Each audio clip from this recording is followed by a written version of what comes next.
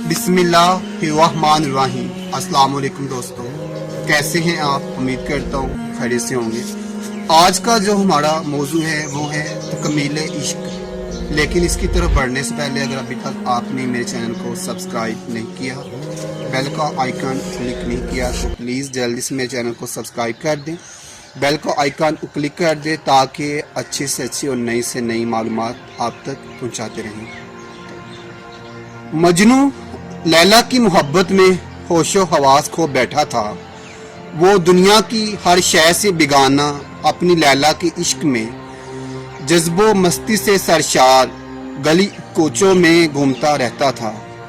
मजनू को ये पागलपन और दीवानगी अजीज थी और उसे इस बात से कोई गर्ज ना थी कि लोग इसके इस इश्क को क्या नाम देते हैं। मजनू लैला के इश्क में बेचैन रहता था। ये बेचैनी बढ़ती तो इसने ऊँटनी पर सवार होकर उसे लैला की बस्ती की तरफ हाँकना शुरू कर दिया। वो लैला के तस्वुर में गर्क था। ऊँटनी की महार पर उसकी गिरफ्त ढीली पड़ी तो ऊँटनी ने बजाय लैला की बस्ती की तरफ जाने के वापिस मजनू के घर का रुख कर लिया था। जहां उस ऊँटनी का बच्चा था, उसे अपने बच्चे की मोहब्बत इस तरफ खींच लाती थी। मजनू जरा सा संभला तो उसे मालूम हुआ कि वो तो वापिस अपने घर पहुंच गया है। उसने दोबारा ऊँटनी को लैला के घर की तरफ दुराया, मगर इस बार भी जब वो अपनी बेखुदी में था तो ऊँटनी की महार इसके हाथों में ढीली पड़ गई थी और वो इस मर्तबा भी फिर लैला के घर नहीं बल्कि मजनू के घर के सामने खड़ी थी, जिस घर के अंदर इसका बच्चा था। ऐसा कई बार हुआ तो मजनू को इस ऊँटनी पर गुस्सा आ गया।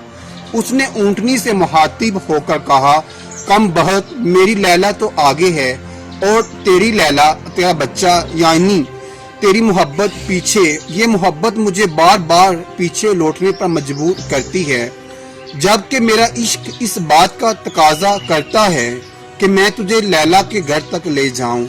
मगर इस तरह तो लगता है ये इश्क का रास्ता कभी तय न हो सकेगा। ये कहकर मजनू ने ऊँटनी से छलांग लगा दी और नीचे गिरते ही अपने आप को जख्मी कर लिया था। एक रोज खलीफा वक्त ने लैला से सवाल किया, अल्लाह की शान, ए लैला, तू भी क्या शय है कि मजनू तेरी मोहब्बत में दीवाना होकर गली कोचों की खाक छांटता फिरता है और फिर तू कोई ऐसी हसीनो जमील भी नहीं कि तुझ में दूसरी औरतों के मुकाबले कोई खास वस्फ नजर आता है। मुझे बता, इस दीवाने मजनू ने तुझ में क्या देखा है?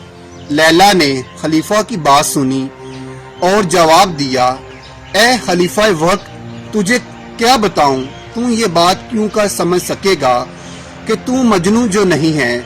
हाँ, अगर तुझे भी अल्लाह मजनू की आंखें अता कर देता तो तू इन आंखों से लैला को देख पाता, तो यकीनन तेरा भी वही हाल होता। मजनू को मेरे इश्क ने बेखुद कर दिया है और ये जो राह इश्क होती है ना, इसमें बेखुदी, बेहोशी, सूदमंद और होशियारी बाहबड़ी नुकसानदा होती है। तो दोस्तों, हमें इस चीज़ से क्या सबक मिलता है कि महबूब के मामले में होशमंद और गैरों के मामले में बेहोश और बेखबर होना इश्क मोहब्बत की तकमील की अलामत होती है। उम्मीद करता हूँ कि मेरी ये बात आपकी समझ में आई होगी। तो प्लीज़ अपनी राय का इजहार कमेंट्स में लाजमी दीजिएगा। इसी के साथ आपसे इजाज़त चाहता हूँ। दोबारा मिलूंगा एक नई वीडियो के साथ। तब तक अपना ख्याल रखिएगा और मुझे दुआओं में याद रखिएगा। अल्लाह हाफिज़।